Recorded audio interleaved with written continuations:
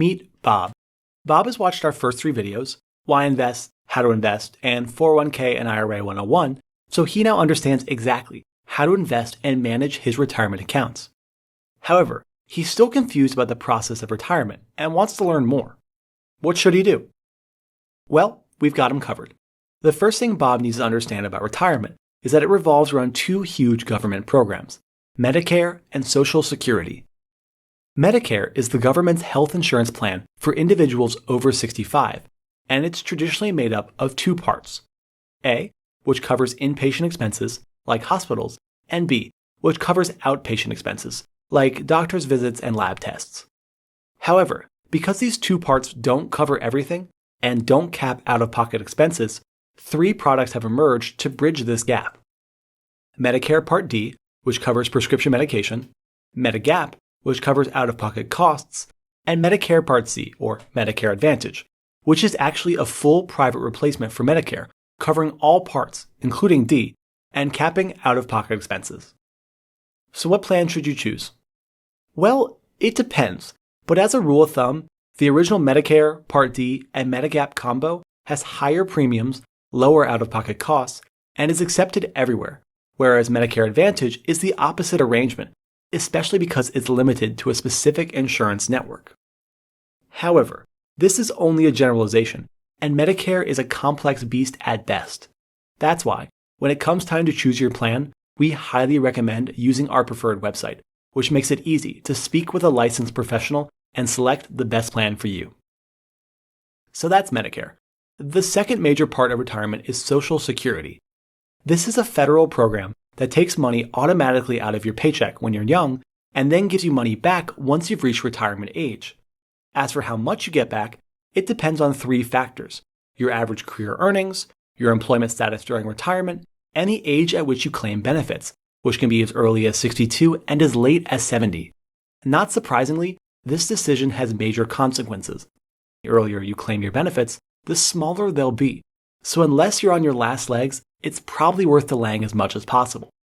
However, with that being said, this math often goes out the window when confronted with Social Security's other wrinkle: spousal and survivorship benefits. Spousal benefits allow the husband or wife to claim up to 50% of their living spouse's retirement benefits, whereas survivorship benefits are similar, just with a higher percentage and a deceased spouse. So what should you do? Well, don't worry. We understand this math is confusing.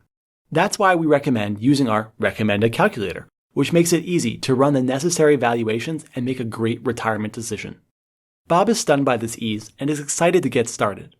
However, he probably shouldn't be. By the time Bob actually reaches retirement age, 40 years from now, Social Security will have likely changed dramatically, and not for the better. That's why, when calculating how much to save for retirement, we recommend Bob ignore Social Security and instead focus on what's called the safe withdrawal rate. This is the amount of money that Bob can withdraw on the first year of his retirement and then adjust for inflation every year after, without going bankrupt under almost any scenario, even the Great Depression. Historically, this bulletproof rate was 4%. However, because it doesn't include taxes or investment fees, we now recommend a 3% withdrawal rate, just to be extra safe. Helpfully, this translates into a simple rule of thumb. Once you have 33 times your annual expenses saved up, you can safely retire at any age, no matter what Social Security is doing.